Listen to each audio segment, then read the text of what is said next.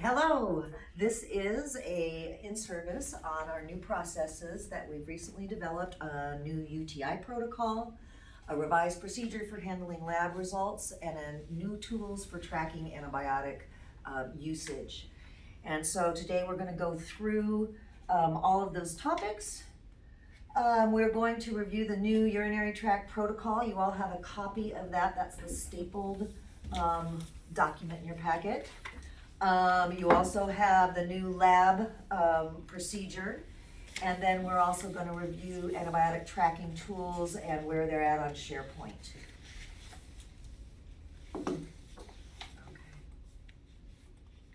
Okay.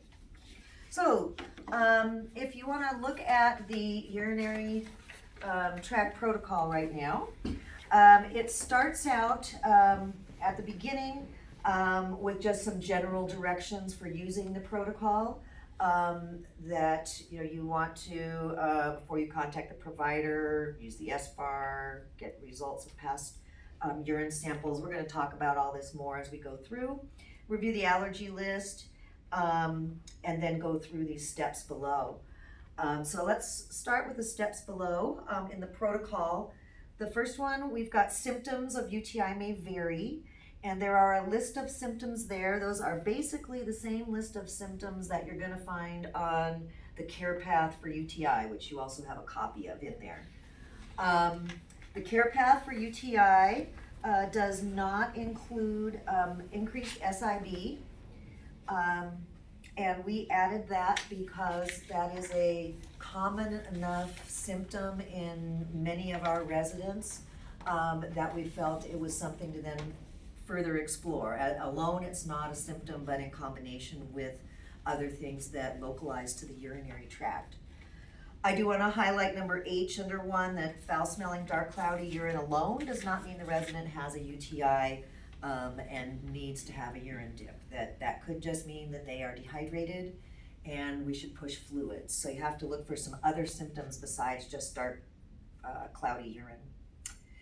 So then 2, you're going to continue your assessment, take vital signs, and those vital signs are identical to the ones that are in the care path, the parameters and all. So that gives you further assessment data, and then to immediately notify the MD or nurse practitioner of any of the items in section 3 there, which again coincides with the care path. So far, none of this is really new. We're just kind of following the care path assessment. But then we did add a section for how to obtain a urine. Prior to this, we did not have any procedure that covered how to collect a urine. And we had a variety of methods. We still do have a variety of methods being used across campus to collect urine. And some of those methods are really high risk of contamination. If you put a pediatric urine collector on a woman or a man in bed and you leave it sit there for 2 to 3 hours and come back and collect that urine, it has sat there at room temperature long enough that it's going to be growing stuff. It's not going to be a good specimen for testing. So we have to figure out some ways, and I know we have some challenging people in trying to get urine specimens. We have to figure out some different ways to do that. So there is a procedure on the Lippincott new nursing procedures that are on the SharePoint page now. There's a pretty good urine collection procedure that goes through various types of people and collecting urine from them. But I pulled some of these items out of there. The first one is for an indwelling catheter. When we get a urine specimen from an indwelling catheter, we need to get the specimen via the port that's on the tube, not out of the bag of urine, because what's in the bag is really contaminated. That's going to have all kinds of nasty stuff in it. Before you can get that specimen, you need to clean that hub very well and use a syringe to draw out the specimen and then put it in the urine cup. If the urine catheter the indwelling catheter has been in more than 24 hours, we're supposed to change it. This is a change from our previous procedure, and what is currently in the nursing procedure, the LV nursing procedure for indwelling catheter. It says 14 days, but that standard has recently been changed from 14 days to 24 hours if the indwelling cath has been in there more than 24 hours, then the biofilm that builds up on the inside of the catheter can contaminate the sample, and so the recommendation now is to change that catheter if it's been in longer than a day. Do you want to change the slide? Nope. I'm not I think there it's yet. the next one. Nope. Maybe not. Nope. Maybe not. Nope. Just kidding. I'm talking a lot. Yeah, I don't have slides on this particular one. If residents who use the toilet, we need to make sure that their peri area is cleansed very well before they provide a urine sample. We should not be using a hat because our hats are not sterile. And then when you put a hat in a toilet and you put it in and you close the seat of the toilet on top of the hat, the bottom of that toilet seat is now contaminating all of the edges of the hat, and then you pour that urine over that contaminated edge into your cup and you contaminate it. So that's not any longer considered an acceptable way to gather urine specimens. They have to go right in a sterile cup, or we've got to figure out a different way. Another option would be a straight cath for that person. If they can't, there's no way that they can catch their urine, that may be the only option that we have. Another option for males is to do a condom cath, and then you have to hook a tube to the condom cath that then connects to a sterile container. So that pretty much is going to have to be a leg bag if you do that. You can't have it just kind of drain into a basin or something. You need to have it go into a sterile thing. So you could hook a condom cath to the tubing, to the leg bag, collect into the leg bag. Again, you can't take more than about 45 minutes or an hour, and then get the contents from the leg bag into the sterile specimen cup. Through the spigot? Through the spigot. That's acceptable then for that one time? For that one time, because it's all being done right in a very short amount of time. The urine isn't sitting in there growing things in that short amount of time. Those are pretty much the same choices for an incontinent resident.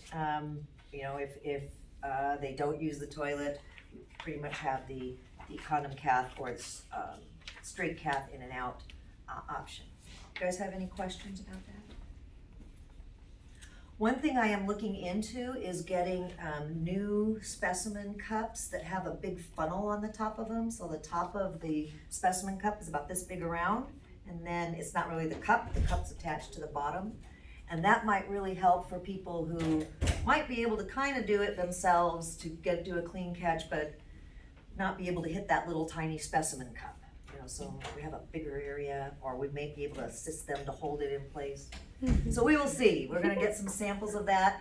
The company that makes them is all out of them. They're back ordered right now, so they must be popular out there. And they're supposed to be in the middle of September, so we'll revisit that next month. All right, so then, in terms of the process of, we think there might be a UTI, we've gone through the assessment portion of the care path, we've gathered a urine specimen. So what do we do next? We're going to need to get a hold of the provider to let them know we are concerned about the symptoms that we've assessed. And you want to, before you call the provider, as we've been doing already, complete the SBAR form so it's all ready. You also want to go into the lab section of the chart and look back at past urine culture results if there are some there.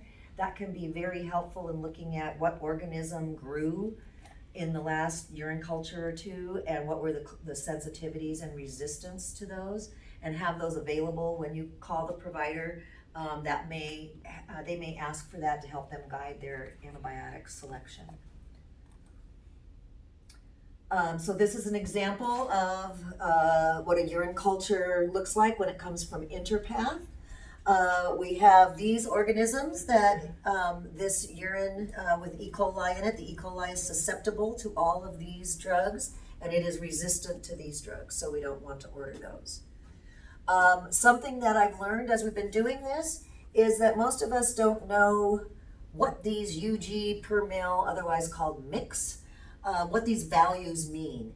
And in reality, we are supposed to ignore these values.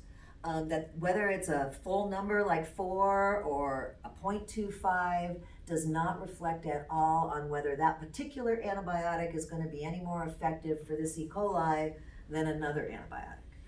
What we want to do is try to pick antibiotics that have a narrower spectrum, they don't kill every bug in the world, and try to start with that. And then if that doesn't work, we can go to something broader spectrum. And we'll talk more about that as we go along. And the other thing is some people have been taught that where the drug, the antibiotic is on this list means it might be more effective or less effective. That is not true either. I'm not sure why they put them in the order they do, but there's nothing about it to help you know which bug the E. coli is more resistance to. Just know if it's susceptible, it's susceptible. It should work. Any questions about that? Oh, so I do have my slides out of order. So this is the slide on how to obtain a urine sample, and we've already pretty much talked all about that. Once you get the urine sample, you want to dip the urine, and we have that screening tool. You write down what you find in your screen. Then you're going to make sure the SBAR is complete and contact the resource nurse. The resource nurse is going to be, or the RN3 resource is going to be the one who's going to call the physician or nurse practitioner. And this is after hours during day shift. Many would be calling the clinic nurses for the nursing facility with some of the same information. So then the resource nurse contacts the provider and asks them if they want to send the urine and talk to them about if they want to order an antibiotic at this point for this possible urine UTI. So a question that comes up a lot when nurses dip and we fill out the form. So is it pretty standard that if you have 2 or more out of parameter results, then you'll notify the provider? That's pretty standard. The difficulty with our population is that most of our people probably have a little bit, some Luc esterase, white blood cells. That's really common. But you want to have at least 2, yeah, because one thing, unless something is really high and they're symptomatic, if the bacteria, well, that's not, you don't get that thing. Yeah, I think you need 2 on the screening form. And just because something does pop up positive doesn't mean the person actually has a urinary tract infection. People that are colonized with organisms, their dip can show positive, but they don't actually have any symptoms of infection, and so they're considered asymptomatic bacteria.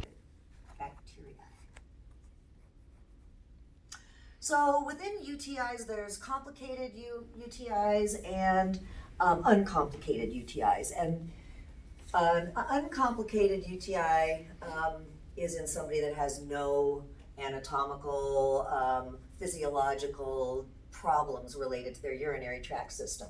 In complicated UTI, there can be several factors that make it complicated. So some examples of obstruction, we've seen strictures, renal cysts, diverticuli, prostate possibly enlarged. Instrumentation, if somebody has an indwelling catheter, it automatically puts them in the complicated UTI category. Also, if we're doing intermittent casts, so we're going in and out several times a day, on that person, that would make them complicated. And if they've had any urologic procedures done, stone removal, urostomies, that kind of thing, that automatically puts them into complicated. Impaired voiding, neurogenic bladder is one that we have a lot of people out here with neurogenic bladder. That's a real common reason for complicated UTI here. Metabolic abnormalities, I'm not going to pronounce that. Renal failure, we've had that happen too. And then interestingly, just being male makes it a complicated UTI because the male urethra is so much longer than the female urethra. It's more difficult for men to get urinary tract infections, so it's automatically complicated if it's a male or if someone's pregnant. Any questions about that? And an uncomplicated UTI, we've got urinary tract function and structure is good. Most people with uncomplicated UTI are healthy women, sexually active. That's often what causes uncomplicated UTI, sexual activity. Usually community acquired and will respond to therapy very quickly. Often people with uncomplicated UTIs can just have 3 to 5 days of treatment and they're all better. So now we're going to talk about empiric versus targeted therapy. Empiric therapy is where before we have culture results, the provider wants to order an antibiotic because the person has symptoms and we don't want to wait 3 days, they might get more sick. So they start an antibiotic before we have the culture results. That's called an empiric antibiotic. That then needs to be reviewed when the culture comes back to review, is that the appropriate antibiotic? Is that urine bug resistant to the drug that the doc started to begin with? And targeted therapy is when you know exactly what the organism is, like E. coli, and you are picking a narrow spectrum antibiotic to target that particular organism. Questions about that? So, choosing an antibiotic, complicated or uncomplicated, in your packet on the UTI protocol, if you will turn to, what is it, page 4, there's a chart like this.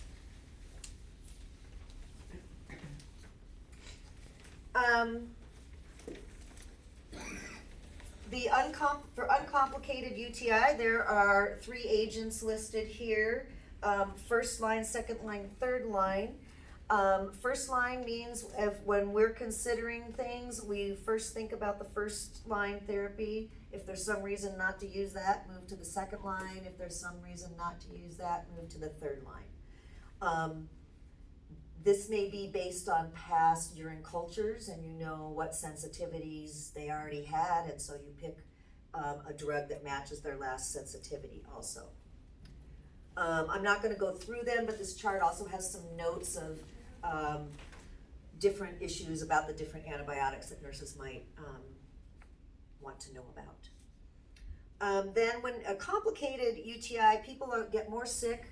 It typically takes longer to treat them, and sometimes you need to bring out some heavier dutier antibiotics to get the complicated UTI under control.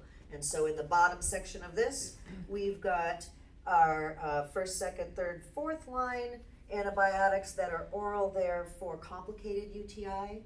And then in the 2 at the bottom, there's ceftriaxone IM and gentamicin IM. If the resident is really ill, symptomatic, we're concerned about them, it may be something to give them 1 dose of those IM medications to get that on board and then start the oral. However, if this is after hours or weekends, that might be a time when you consider shipping them to the hospital. If they're so sick, we might have to start an IM and it's Saturday morning or evening or something. We might want to get them into the hospital for more evaluation for that. But that's something the provider can consider, the big picture of how sick the person is. So, there is an order set in your packet, and this is part of the protocol. This is a little earlier version of this order set, but it's pretty similar. One of the big differences is right here under gentamicin. This one had blank lines for different weights there.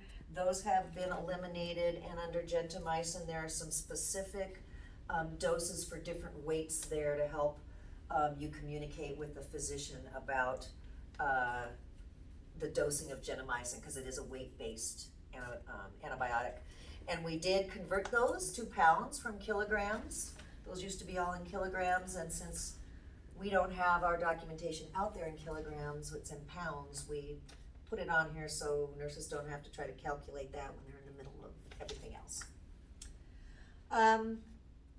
So with this order set, you would pull this order if you were talking with a provider and go through and fill it out.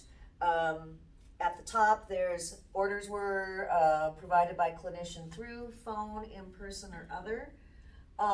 This is a good place, and I don't know if we should put a spot for it, to write if you are calling an on-call practitioner who it is.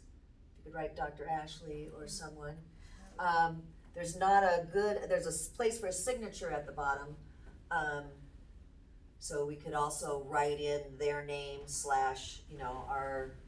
our signature. I don't know if you guys have any thoughts on that. We just do, if it's our on-call physician, then we just do a TO, Dr. Ash. And just write it right in here? Yeah. Okay, then let's continue. Yeah, let's not change that then. And then it says follow SBAR for guidance, remind you of that. And then there's a section here for lab orders. That's something we should be asking the on-call or the provider, if they're not on-call, about. Do you wanna order that urine culture? I have this specimen. Is there other blood work that you would wanna do in this case to assess this person? And then going through the antibiotics, we are going to be, all of the providers have signed this. This is a nursing protocol, with the exception of Dr. Ashley, because she's our on-call. So we are going to be sending this to her, so she will have that with her and will know about it and have a chance to ask us questions. So if you're calling her, she will be aware you've got this form and how you're going through these antibiotics. And then if it's an uncomplicated UTI, the provider should select one of these antibiotics to treat it, if it's with the full dose duration. And if it is a severe or complicated UTI, then they should be selecting one of these drugs and consider whether they want the gentamicin or ceftriaxone also. If the provider wants to order something that isn't here, they can do that. They're licensed to prescribe whatever they want. If they do that, then you take a blank regular doctor's order form and use that to document that they ordered nitrofurantoin, macrobid, for instance. It might be one that we get ordered that isn't on this list. Macrobid was intentionally left off of here because it has pretty potentially negative consequences for elderly people, and we have so many people that fall in that category. We don't want to be going to that drug all the time. We want to be thinking about, if we're using that, why are we using that? That's something they use more for the uncomplicated UTI in the community. Same with the Cipro, right? Yes, and Cipro, thank you, and there's a spot here, nope. Fluoroquinolones, of which Cipro is one, should be avoided for uncomplicated cystitis, and we've actually not included it down in complicated either. And there's two reasons for that. One is that a lot of E. coli, which is the most common bug that causes urinary tract infection, a lot of E. coli is not sensitive to Cipro.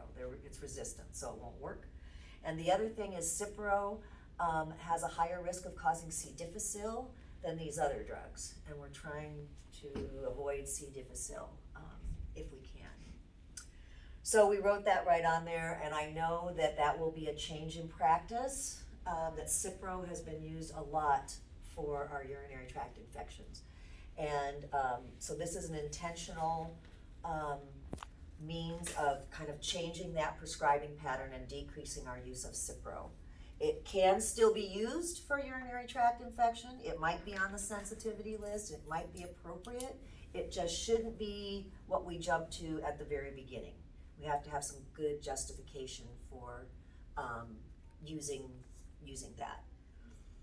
If we use any drug that's not on here, we need to have the provider give us a justification. So if they pick the macrobid, they have to, in their diagnosis, it's not enough to just say UTI as the reason for it. They have to explain, and you will need to document for them why they're picking something that isn't on this list.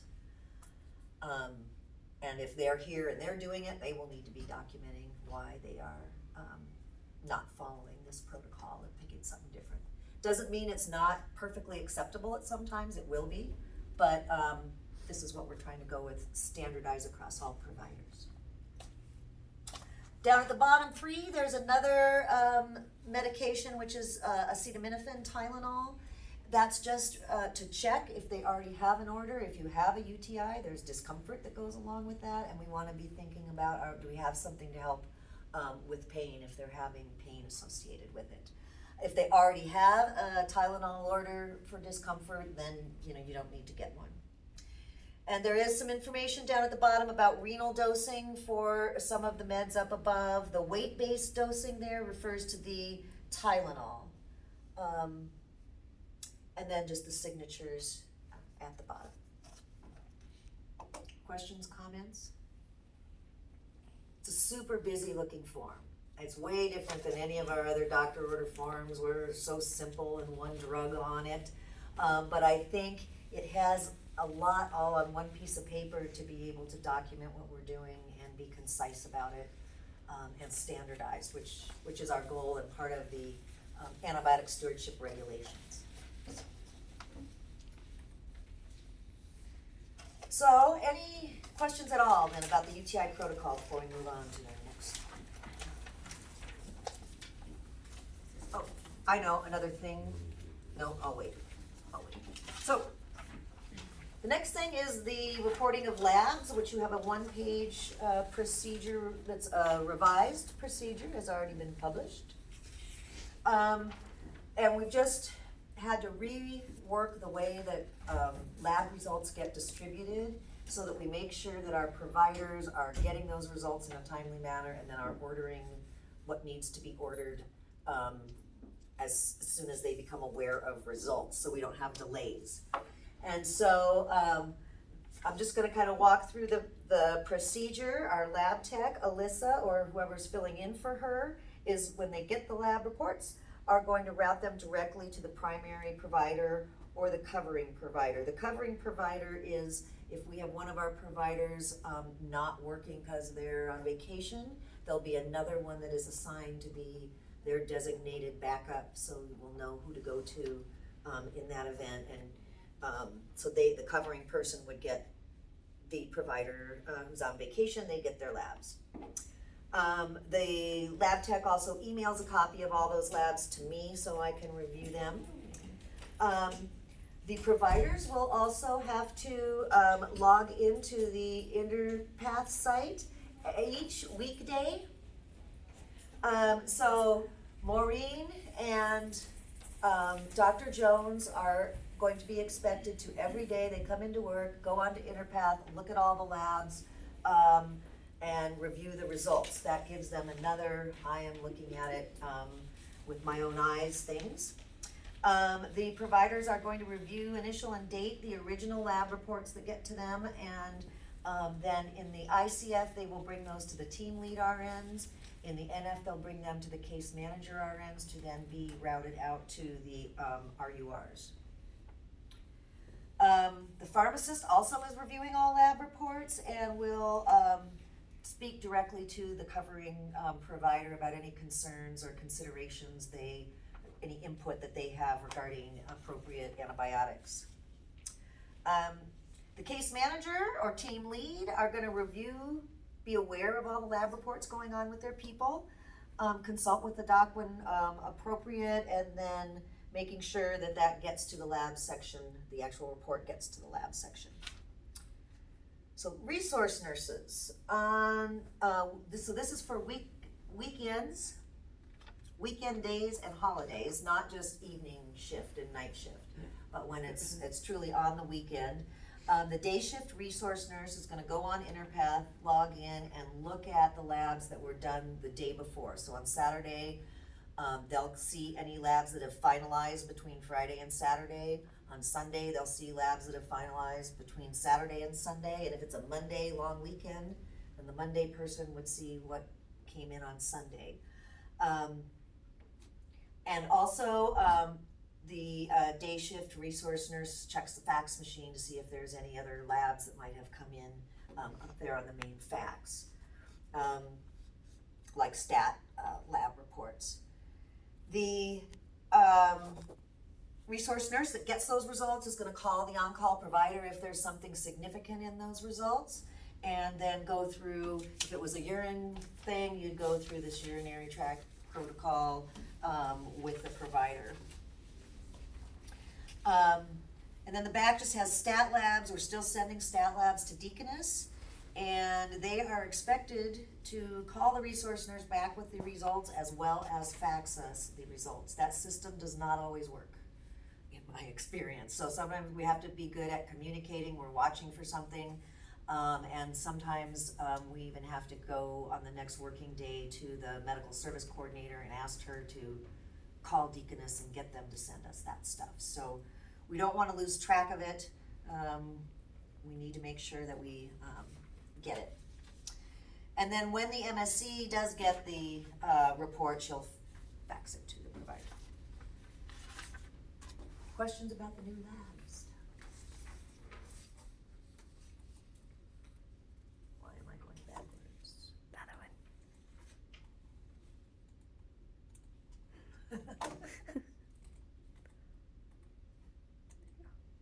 Okay. There you go. Antibiotic tracking tools. This is the last part of the training today. And the reason that we need these are so we can ensure that the antibiotics that are being ordered are appropriate for the infections that they're being ordered for. We want to improve resident outcomes and reduce the chance of antibiotic resistance. And we want to also meet our regulatory requirements.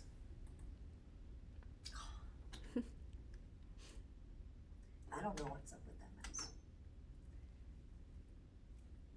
So this is the first data tool that we have. This is on SharePoint, and after we get done with the PowerPoint, I'm gonna go and get on SharePoint and I'll show you exactly where this is, and we can kind of go through entering somebody on here.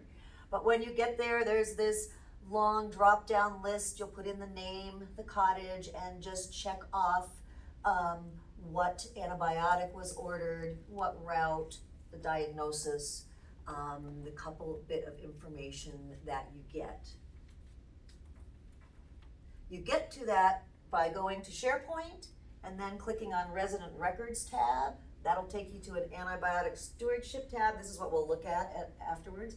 And then there's the antibiotic tracking form. So it's inside the Resident Records page of SharePoint.